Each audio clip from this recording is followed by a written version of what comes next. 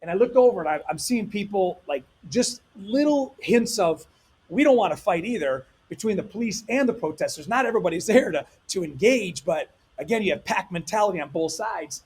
I could see, I'm like, again, no planning whatsoever. As soon as he came into my space, I said, bro, I said, that guy is not who we are. See these cops? I said, they're here to protect you. You tell me what we need to do. He's like, tell the people he just told me. I said, get their attention.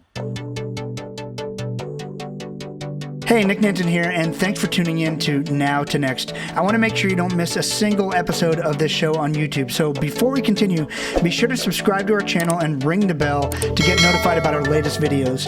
You have the option to be notified for occasional videos or all of them. If you're on your phone, just go into your settings and switch on notifications. Thanks for watching. Welcome to Now to Next with Nick Nanton. I have got my good friend, Sheriff Swanson. Sheriff, how you doing today? My day just got that much better because of you, brother. Seriously. I love it, man. I'm glad to have you on. I am glad to have you on. So there's a lot to talk about today the world is in a crazy place. We have plenty of issues. I don't know that we have any more issues than we've ever had. It's funny. I have a few friends like yourself in law enforcement that, I feel I love the energy you keep, because I know I have a few friends in law enforcement that, really you see the worst of the worst every day in many cases.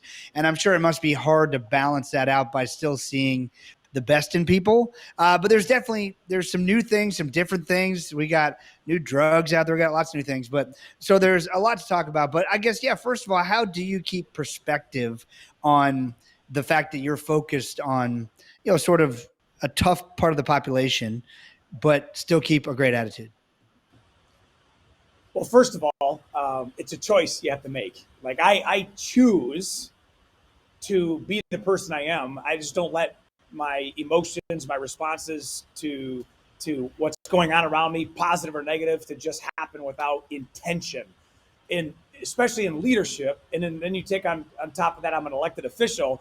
There's a high expectation for my delivery, my persona, and my leadership. And so if you're a student of leadership, you know that you set the tone. So I've always said, do I want to work for a guy like me? And because of my attitude, even in chaos, now I'm always fun, but I also know how to divide that up based on what's delivered. But you keep a perspective by choosing how you're going to respond. I can't control people overdosing and human trafficking and people getting shot and people hanging themselves. I can't control broken families and all this nonsense, but I can control how I act and how I respond. And people watch that and they will model it. Best example of leadership, people who listen to all these podcasts probably tired of me talking about it, but my friend Kenny Thomas, who is one of the lead rangers in the Black Hawk Down crisis, the Battle of Mogadishu, he gave me the best definition of leadership I've ever heard. And that is, leadership is the example you set for the people you serve. And I don't think it can be any better than that. What you just said, makes that clear. There's a lot to talk about within your department, the model you're setting to hopefully just provide light to some other law enforcement departments all across the country. And we'll get into that. But I think the Trojan horse here, the elephant in the room, everyone wants to hear about first is there's a ton of news coverage about you when we started having riots across the country in Flint, Michigan. There was tension, racial tension after the George Floyd murder, really. And after that happened, some things went down in Genesee County in Flint. Tell us about that day, the days leading up to that, those moments. And I've also heard your perspective on, the officer who killed George Floyd as well. I'd love to hear his perspective here publicly on that. So I'm going to answer that in a couple different ways. Number one, the day you talk about is May 30th, 2020. And it was a day that we were already planning to have a protest at our local business district here in Flint. But that day was a culmination of decades and decades of trials and tribulations within our community. And so what happened with George Floyd was yet just another ingredient to this melting pot of anxiety and division and in frustration and anger. We had a water crisis in 2016 where literally the city of Flint water was poisoned. And the government that was in charge at the time, local, state, they neglected the people. So you have all that frustration, and they've been drinking it, myself included, my parents, for years before we realized that a business decision caused it to be poisoned. On top of that, crime. We have a major issue with our violent crime. And then on top of that, poverty. And on top of that, General Motors, which birthed itself here in Flint, Michigan. So they're getting mollywopped every which way to Sunday. And then George Floyd happened. And it's just another example of how much more can we take. Now, I didn't know how that night was going to turn out when I had planned at 1 o'clock on Saturday, May 30th, that we were going to do our op plan. We're preparing for battle. And I don't say any of this, Nick, because I want to elevate myself or think we have superhero capes. We were doing exactly what we've been trained to do for all these years, and that is when you meet conflict, you respond at that time, way we trained, the way we had our mentality with equal or greater force. That's how you neutralize a conflict. But what had happened that last 5 days since George Floyd was murdered on Monday in broad daylight by somebody who wore a similar uniform to me but didn't represent who I was, every day that tension accelerated more and more. The Friday before May 30th, the 29th, they burned cities. They burned a sheriff's office. They burned CNN. They burned police precincts. So all this was happening. And then on Saturday, May 30th, on top of the history, it was a powder keg. But we were ready. And because I'm the sheriff in the jail, mind you, it was burned in Washington. They burned a sheriff's office. The jail is a mile away from where the protests was scheduled at 5 o'clock on that Saturday. So I got with the team. There's other agencies involved. There's other command stuff involved, and all these things were happening at the same time. We just said, hey, we're gonna give them space, but if any one of them gets out of order, we're gonna come down and we're gonna make arrests. And we had our pepper balls, we had our OC spray, we had our shields, our helmets, our batons, we had all that. Other agencies, it was all prepared. I leave. Elon Musk is putting the first SpaceX ship with an autonomous crew to the space station that same day. And I remember because when I left at the briefing, I went back home and I'm sitting there on a couch and I'm just like, and I love space travel, but I'm like numb to what's happening, even though it's super cool. At 4 o'clock, I jump in my car and head back to Flint Township, and the command staff's already there. Our TAC team is already there, and the local officers are there, and all these UCs are everywhere, undercovers. And at 5 o'clock, the first carload shows up, and 4 or 5 people get out, and then every minute that goes by, more and more people show, And then almost 6 o'clock, they get into 1 lane, they get into 2 lanes, they get into 3 lanes. And shortly thereafter, they get all 5 lanes blocked. They're marching to the west, they're marching to the east. They get onto southbound I-75, which is the main thoroughfare that runs from Michigan all the way to Florida. And they shut down the entrance ramp. And you know, we're all kind of this anxious awareness going on. But at that point, they hadn't done anything other than just yelled and screamed and said some awful things or holding up awful signs. They come back to the west. And just across the hood of my car as they walked past their original location, and they went past this huge pumper fire truck. And when they passed that fire truck, there's no reason they should have gone past it unless they had other intentions. Now, Nick, we're searching all our social media sources. We have all our intel guys and all our social media softwares searching for threats, and we're getting bottles stored here and rocks stored here and trash this neighborhood and burn this neighborhood. So we knew all this was happening and percolating. But when they surrounded that fire truck and then went past it, they took a northbound shot on a street called Fleckenstein. And at the end of that street is the local police department. Not my agency, a much smaller one called Flint Township. But that's also, ironically, where the command center was. That's where all the dispatching was going for this event. When they turned northbound, the entire environment changed. And you heard radio traffic and the lieutenant on there. Fortify the police department, fortify the line, fortify the police department, get the line, battle gear up, get your riot gear on. Myself, and at that point I was sitting next to the undersheriff who had his own vehicle. We shot over behind the police department, and I had already had my gas mask fit tested, my helmet, we put it all on, and I get out of my car, and you could just feel the tension. It was literally like you're about to go into battle, and you're stepping into the ring.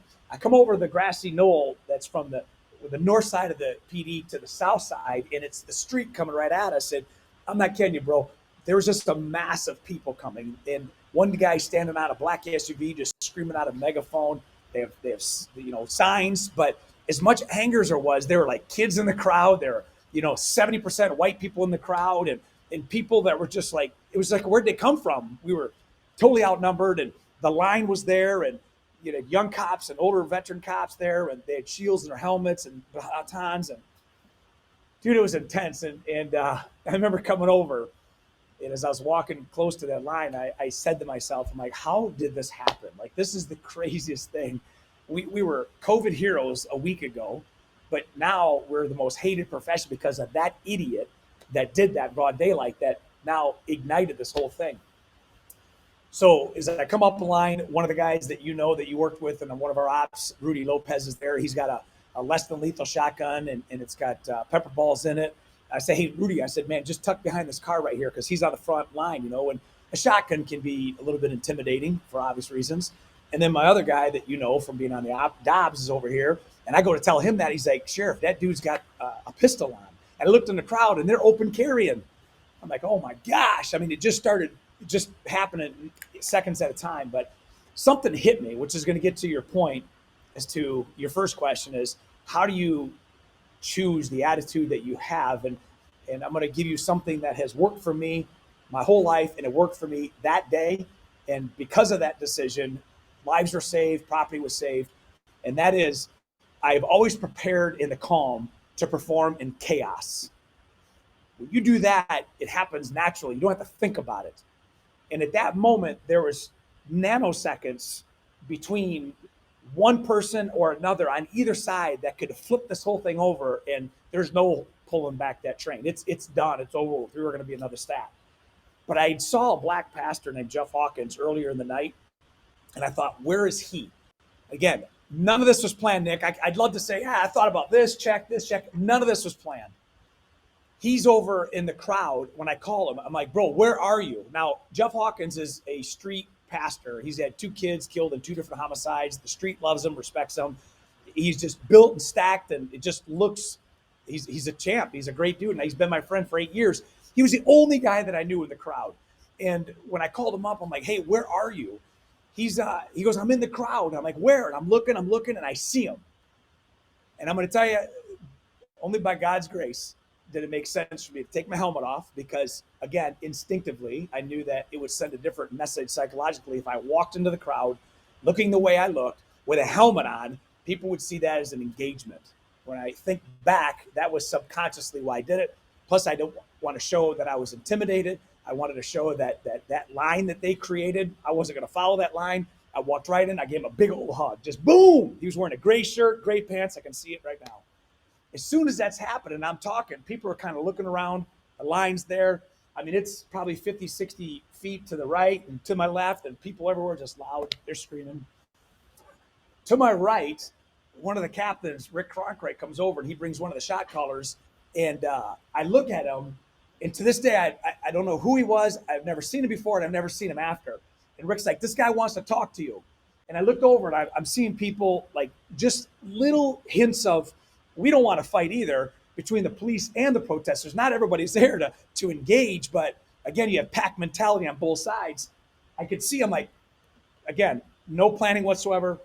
As soon as he came into my space, I said, bro, that guy is not who we are. See these cops? I said, they're here to protect you. You tell me what we need to do. He's like, tell the people what you just told me. I said, get their attention. And that's when he says, hey, everybody, the sheriff wants to talk to you. And I said, at that moment, which was chronicled on social media, a message that came from my heart. And that message, that was just a few seconds of listening to what they were wanting and responding, because it was mutually agreed upon. I made a statement. They heard it. I listened. I asked. They said. I gave. Game over. They said, walk with us. And they never rehearsed it. I mean, these people have never seen each other. They didn't organize this event. And when they said, walk with us, I take a step back. I fist pump a dude, trying to, like, just give me some distance. And again, you prepare in the peace to perform in a calm. It just made sense to say, there's a better option, man. Let's walk.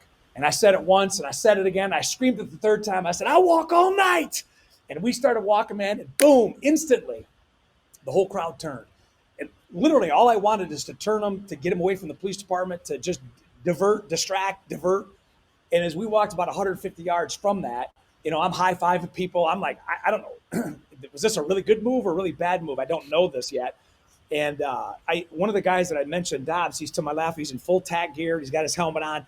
I literally looked at him, and I'm high-fiving people still. And I said, hey, is the police department safe? And he's like, it's good. And this next line, Nick, this is what, if I dropped dead today, I would know that this line defined who I was as a police officer, because warriors are validated in battle. Warriors are validated in battle. And when you are validated, that is an honorable death. If that's the last memory that you have of yourself. I said, where are the people? And he looked at me and he said, they're all following you. Boom. Not a single board broke, 40 protests after that, nobody arrested, no businesses burned, nobody. And within 24 hours, that moment reached 3.2 billion people around the world in 24 hours. As it should have. I think there's not nearly enough good examples of leadership like that. And it isn't, though, in those moments. And, look, you and I have been in a few interesting situations as well together. There's people always ask questions that make sense in context outside of the situation. But I've always found when you're in the situation, it doesn't feel like that at all. I mean, I know you're a man of faith too. Like I find God just gives me peace about what I'm supposed to do. And I find, you mentioned like there's so many things you can't control in life. And I come to think about this a lot more now. I mean, people don't stop and give credence to the fact that I really can't control if the person across the road from me comes across that yellow line. I can't control if a tree falls in my bedroom while I'm sleeping. If you really stop to think about it, there's so little we're in control of, but there's a few things we are in control of. And the way we engage with other people that's probably the biggest impact we could have on the world. From that experience, I learned from you that what you did there is you unified the people, and you in fact have changed the slogan of your department to protect, serve, and unify. Everyone's heard protect and serve, which is great, but I love that addition of unify. Tell me how you do that. So that was you got it right once, right? I mean, I'm sure there's many times, but it was very public once. So what do you do so it's not just a slogan on the door of a bunch of cars now in Genesee County? Great question, because people, myself included, are sick and tired of this and no action.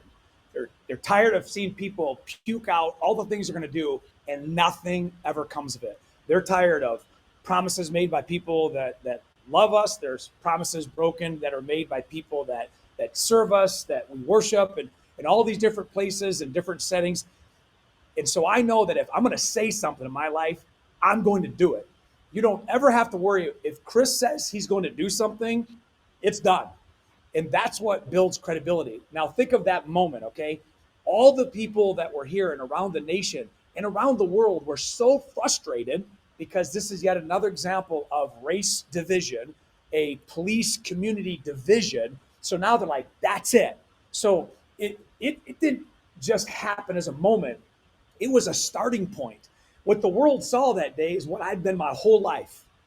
But that was the starting point of where we had to go. If that was a one and done, if that was give me 2 minutes to think about what you want me to do, if any of that happened, we wouldn't be here. But the action started immediately. We're walking back. I'm already thinking in my head, all right, how are we going to do this? How are we going to build race relations? I know what I'm going to do. I'm going to be the front guy. I'm going to be the white police leader who's the voice of reason. I started thinking, I didn't know what all the plans were going to be. I didn't even think about protect, serve, and unify. I didn't think about black and blue podcasts. I didn't think about us united. I didn't think about doing education in the jail and talking to different people that didn't look like me. I didn't do any of that. I just knew this was a starting point. On the way back to Target, I'm looking at Johnny, who I'd never met. I'm looking at Quan, who I've never met. I'm looking at Jeff Hawkins. I'm like, all right, Johnny, you open up. Quan, you follow up. I'll do this. Pastor, you close us out in prayer. We get to the Target. There's thousands of people there. People were watching it live. They came and dropped everything to be a part of it. I'm hanging off a light pole, but I made a promise. I said, I'm going to be the change agent, because people want action. They want leaders to step up and say, that's it. I'm done. Watch what I do. Don't listen to a word I say. Every news media, Fox, MSNBC, CNN, NPR, Good Morning America, Australia, they would always ask, Sheriffs, what's next? And I would be like, I don't know every step, but I'm going to tell you this. I'm going to be part of police evolution. I'm going to be part of bringing this back. It's not the worst time to be a cop. It's the best time because we're at ground zero. We can only go up from here. And so when you give to the communities by our community care task force, you serve people by feeding folks, not when it's crisis, but when there's no connection to nothing, when there's no expectations back. When you're going into Jewish synagogues and Muslim temples and you're watching and you're communicating with people, not because you're an elected official, just because you're trying to build a relationship. Every little deposit has helped build those things. Whatever word you say that you want to do, you better back it up by action, which is, I know what you respect, which is why I'm on camera all the time. Why I don't turn down podcasts and interviews. I don't turn down my weekly briefings. I always do it because the more you push it out as to what you're doing with action and evidence, people start believing and they're like, wait a second, this makes sense. Our education program in the jail, which you've already come in and you saw it with your literacy documentary. Like when you're seeing inmates graduate, do you know in 2011, we had over 300 incidents of violence between inmate on inmate, okay? Over 300, 10 years ago. Last year, we had 13 in the jail. We've changed the whole culture. We're graduating people. We're educating them. I'm flying here. I'm going there because I have a platform and I'm going to use it. And I'm going to touch a bunch of lives. I'm going to show what race relations can be like. So I do a podcast with Buddy Ken from San Diego. He's not a cop and he ain't white. But I'm not a guy in San Diego who's a protest advocate, and I'm not black. But together, we have civil discourse. We talk about issues. I'm not afraid. You can talk about anything as long as you do it respectful. Long answer to a short question, Nick. I'm taking action. And again, I can control what I do, so therefore I'm using the platform and using folks like you who have another platform to send the message with evidence. Absolutely. Awesome. We're going to get into human trafficking in a few minutes, but let's talk about your Ignite program real quick. You talk about education in the jail. Yes, I have only been inside jail 2 times. One of them is in Haiti, and I think they painted it just before we got there because it was beautiful. And then it was open air, but it was beautiful. And your jail, and I didn't feel threatened at all. It was really incredible. And we all know, or we've all heard, that there's a lot of racial tension inside most jails. I mean, I saw white guys teaching black guys teaching white guys, Hispanic guys teaching. It did, like they were so excited to share with me. It's really interesting. People who are, I mean, I don't know what else to call them. Probably a bad stereotype, but hardened criminals, people who are in jail. Like that's not typically your first offense for shoplifting, right? They are in jail, and they were legitimately lit up like the only other way I could describe it would be like kids in a kindergarten class. And I'm not minimizing who they are or saying they're 5-year-olds, but they were excited by education. And that to me is mind blowing when I could walk into an 11th grade privileged private school class, like my son at his private school. And depends on the class. And the teacher does make a big difference, but weren't as excited about these people were excited to share with me what they're learning in math, what they're learning in reading. One thing I'll say, and I'll ask my question, but I think one of the biggest things you've done in that environment, which I've learned a lot on this reading documentary I'm working on, there's so much shame in this that's where a lot of it gets hidden. A lot of it gets hidden, and it's just a dirty secret, and there's just shame and guilt and regret. And you have clearly taken it to a point of pride. Now everyone there is excited to tell me what they've learned. They don't care that if what they've learned is maybe what they should have learned at 8 years old or 10 years old or 15 years old. They're just excited they're learning. So tell me what got you to start that program, what sort of milestones you put in place for these inmates, and where it's heading. So Ignite, Inmate Growth, Natural, and Education is a culture change. It is a transition from 185 years of us running jails the exact same way to something totally different. It's not used to leverage people's cases in front of the judge to get a lesser sentence. Zero. We don't send certificates to probation officers and parole officers. We don't do any of that. We are changing the culture while they're in jail to make them productive, to make them constructive. So wherever they go from here, they're better than when they came in. Not a better inmate, but a better human being, a better citizen, a better person. If we can do that, then the chances of them coming back are much less and everybody wins. I'm going to prove this to you. When we saw all the inmate behavior during COVID, we became a jail. We're the 5th largest county in the state of Michigan, over 600 people in jail. To your point about the hardened criminal, 60% of our 600 people have 20-year to life offenses while they're in jail waiting right now. More than half of the population right this very second of us recording, 60% of our population are in there because they're pending charges of 20 years to life offenses, murders, rapes, robberies, all the things, those hardened criminals. 50% of our population is black, 50% is white. Sometimes it's 49, 51, or 48, 52. It just flip-flops. But 9 out of 10 of them are addicted or co-addicted. 6 out of 10 of them are on some type of mental health medication. Half the population cannot read. Grown men and women that have gone 30, 40, 50, 60 years through life not reading. How are we even expecting them to go out and succeed when they come to jail? Imagine Nick going to jail for 60 days. You don't have a wife. You don't have a family. Think of you couldn't go back to your house, pay your bills, pay your car payment. You couldn't do anything. Your car was towed for 60 days. Think of how your life. Some people never recover because of all that aftermath. And then they come out of the jail and life has gone on. They're trying to catch up for the rest of their life. So what do? They get frustrated. They go back to addictions. They go back to breaking law. And the generational incarceration cycle continues. That's crap. And I know this too. Everybody in prison, which is the state level, everybody in prison comes through a jail. Everybody. Nobody goes from arrest to prison anywhere in the country. Everybody goes to the county jail. But guess what? Only 90% of the people in the county jail, the 90%, they're going back on the street. Only 10 go to prison. So what are we doing with the population that we know is going to be there? That's what we're doing in Genesee County. So after the protest and things were happening and all these interviews, hundreds and hundreds of interviews and meetings, and the same question, what are you doing? What are you doing? Well, one of the things we're doing is we're changing our model in the jail, because I know that those folks in the jail represent my community. And so while they're there, we're going to go to school 2 hours a day, 5 days a week. We're going to do GED, diplomas, food service, financial literacy, 200 online courses, associate's degrees. We're going to teach them building, plumbing, pipe fitting, electrical. We're going to do skilled trades with virtual reality. We're going to go there, and while they're there, we're going to teach them how to be better. We're giving them books, and we're going to give them tests and quizzes. And what we found was the average math grade, when we launched this program September 8, 2020, 14 months ago, the average math grade in the county jail was 5th, and reading was 6th grade. Like, that was stunning to me. But within 90 days of us launching the education model, we increased math a whole grade and our reading and comprehension a grade and a half.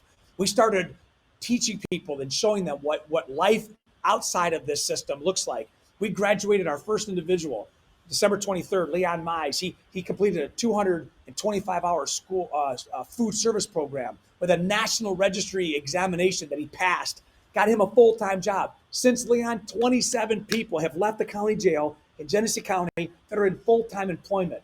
We do our voter registration. We had last Friday, which was right before the election, we brought in 21 candidates that are on the ballot, Republicans, Democrats, white, black, inner city, out city, every one of them.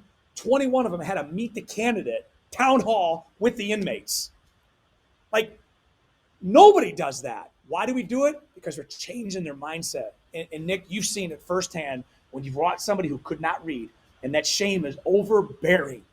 When they learn that they actually have the opportunity to read and they can do it, it changes everything. That's one of many. It's not the answer, but Ignite is a answer. That's why we opened it up in Minneapolis, Minnesota last month. We got 17 counties in line. It's recognized as a national standard that this is the key. This is how we're going to get back to where we need to. We're changing the cultures in the jail. And those stats that I told you from assaults is because we're changing the way we do business. I was just talking to the prosecutor, which is also our corporation counsel, and I know you're a lawyer. Do you know that we have zero in the last 2 years? Ironically, I've been the sheriff going on 2 years, so I'm taking a little bit of credit here. We do not have a single pending lawsuit with use of force right now in the jail. Like, that never happened, bro. The culture of the staff and the culture of inmates is unbelievable. I get a front row seat to see it, and it's just unbelievable. There's staff watching this right now. And I'm so proud of them because it's not just one person that can do it. It's a culture change, and it starts from the top. It takes a village in every sense of the word. And, what I think is the difference is, you're leading with love instead of fear. And that changes a lot when I'm sure a person who's been treated in many situations in life like they're a throwaway.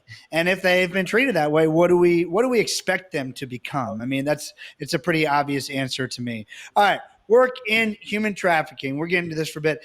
You founded the Genesee Human Oppression Strike Team Ghost, of which I am a member. I'm a card-carrying, badge-carrying member. I'm going to show everybody there, and so which I'm proud to be. And so, tell us a little bit about how you founded that, what it's all about, and I guess maybe the first time you thought about there's something to human trafficking besides prostitution, because I think that's where everyone's really looking at victims at first and not realizing that they're victims. So just give me your sort of evolution there.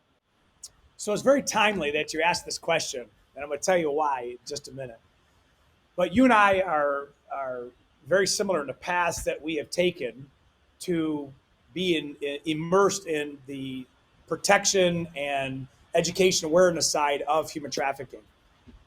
So being a police veteran, I've been on the job 29 years. Like you said, I've been involved with prostitution stings my whole career.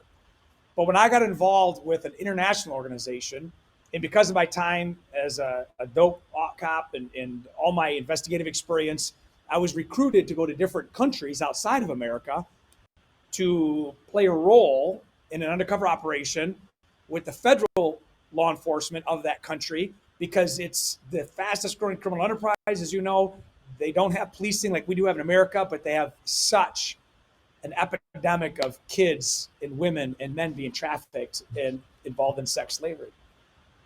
The customers look like you and I around the world, American and European white men. So when we play a role and we order up the kids or the women and they come up to this event, then they are rescued, the traffickers are arrested, and this organization and their members fly home. I did my first aftercare operation where we went to do different aftercares in Mexico, and then just shortly thereafter, we did an actual UC op in Haiti. And you mentioned Haiti. I've been to Haiti as many times as I've been to different cities in America. I'm very well versed in Haiti, like you.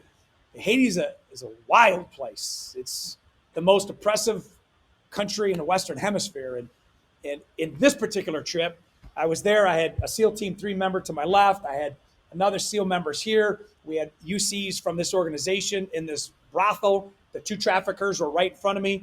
And what they were doing is they were taking women from Europe, and they were advertising for them to work at a 5-star resort in the Dominican Republic, which is to the east of Haiti. And when these ladies got there and they were bedazzled and wined and dined, they were put on a big transport luxury bus.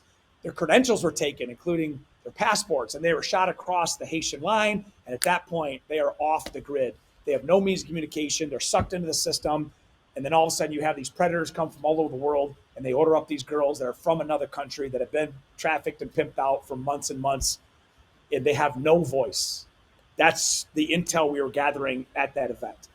So I'm there, and we're doing our thing. And, it's, fun fact, I was playing the role of the corporate boss that was ordering up these people for the party. And I don't drink, but one of the servers came over like, "What do you had?" And I've never tasted beer in my life, right? So I literally do not drink. I don't even know what. But I used to work in a bar, and I was a great server. I'm like, "Give me a vodka straight up." And so he poured his vodka and ice, and dude, I was acting like I was drinking, but I was knocking things around. I'm pouring things, and give me another one. It was hilarious. I got vodka all over my pants, and my shoes are vodka everywhere. Never took a sip. They thought I was wasted. And we were gathering this intel. Come to find out, one of the girls that was with SEAL Team Member 3 was able to be rescued with other girls later on. But it was on the return of that trip. I even cut a video. As I'm coming back down from my hotel room in Haiti, I cut a video. And I said on the way, I'm like, this is crazy. If it's happening here, sound familiar?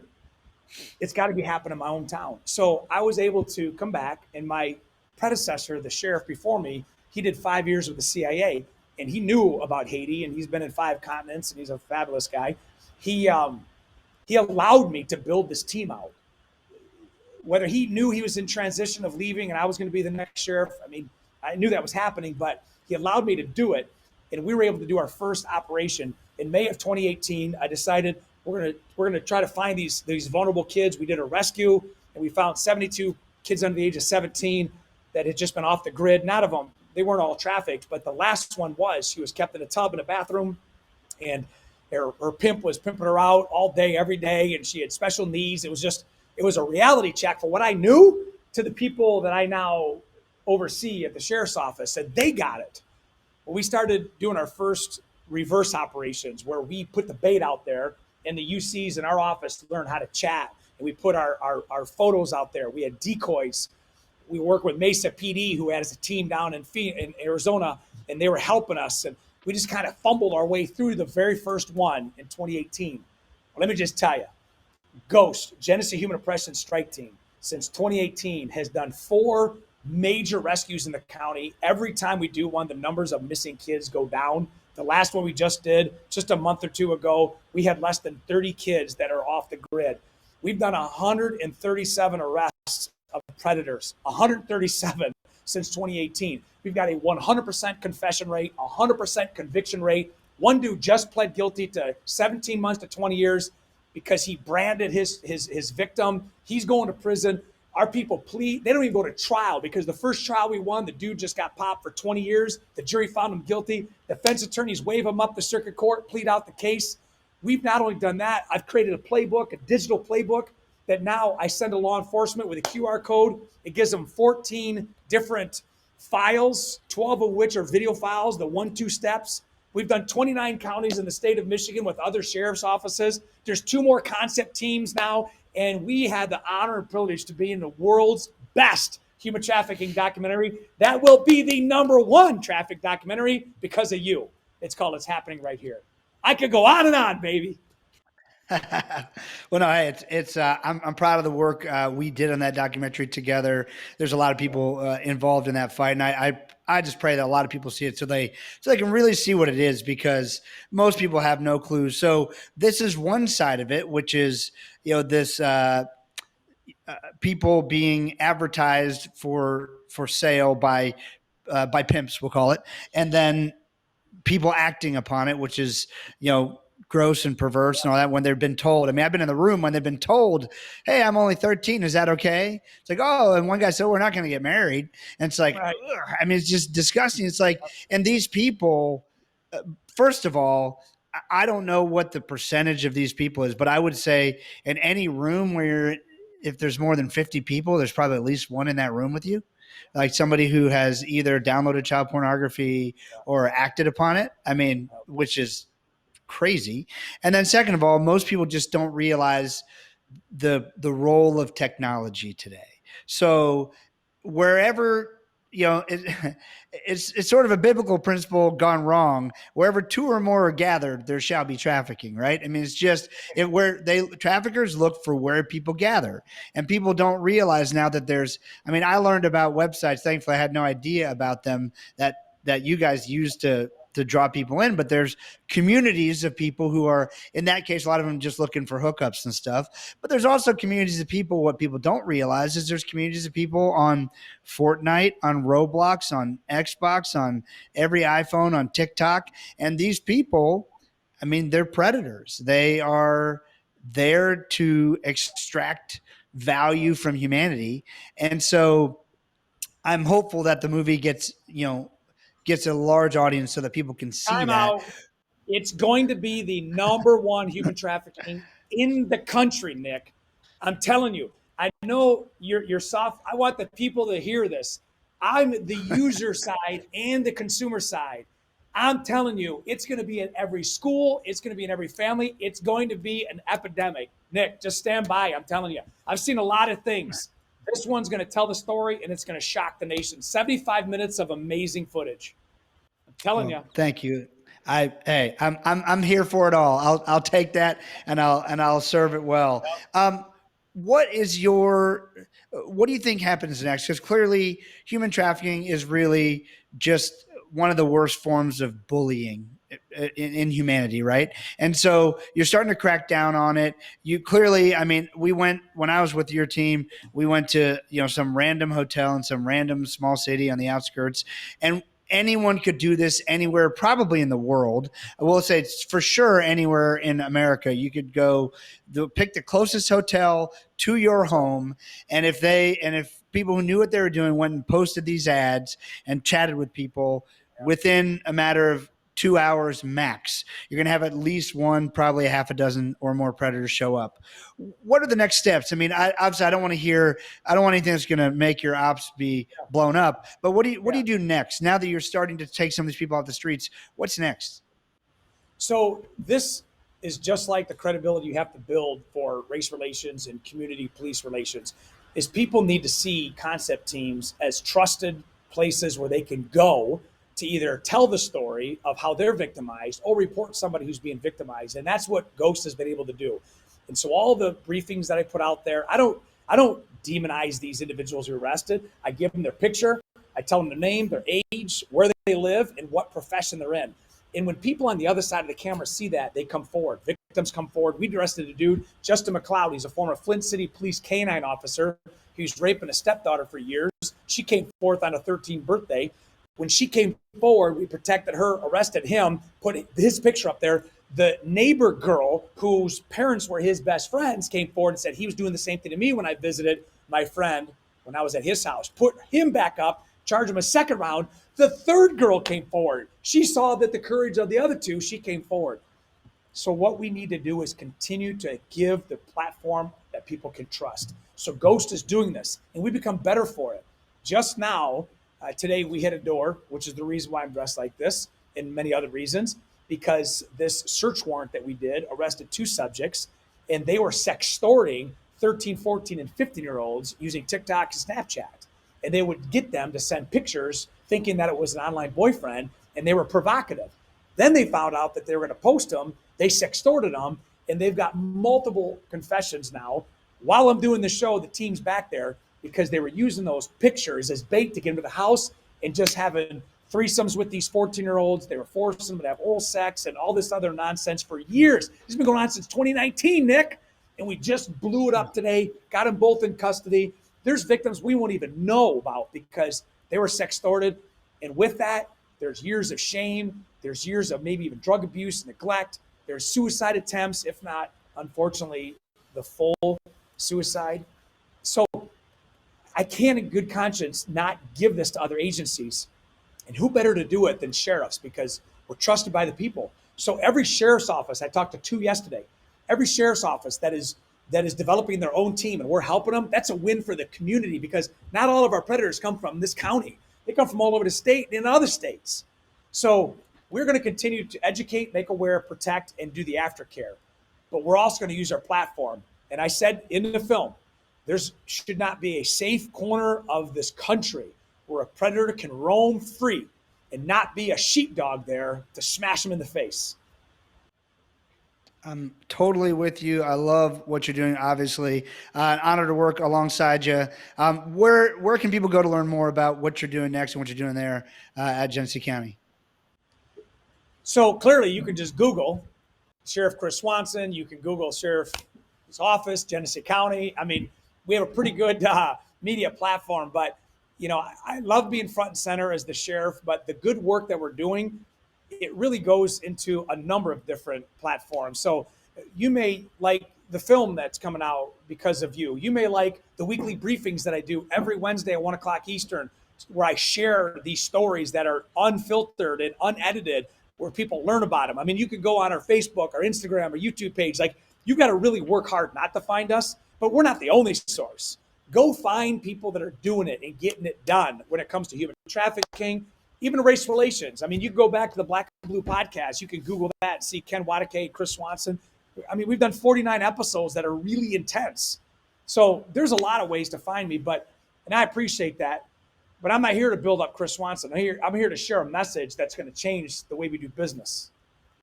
I love that. I'm also personally waiting on the book Police Evolution. I believe that you should write that book soon rather than Reform. It's Evolution. I love your take on that. Hey, thanks for joining me. Thanks so much for joining me today. And I look forward to seeing you again in person real soon. Thank you, Nick. I appreciate you. I'll see the rest of you soon on Now to Next. Take care, everybody. Hey, Nick Nanton here, and thanks for tuning in to Now to Next. I want to make sure you don't miss a single episode of this show on YouTube. So before we continue, be sure to subscribe to our channel and ring the bell to get notified about our latest videos. You have the option to be notified for occasional videos or all of them. If you're on your phone, just go into your settings and switch on notifications. Thanks for watching.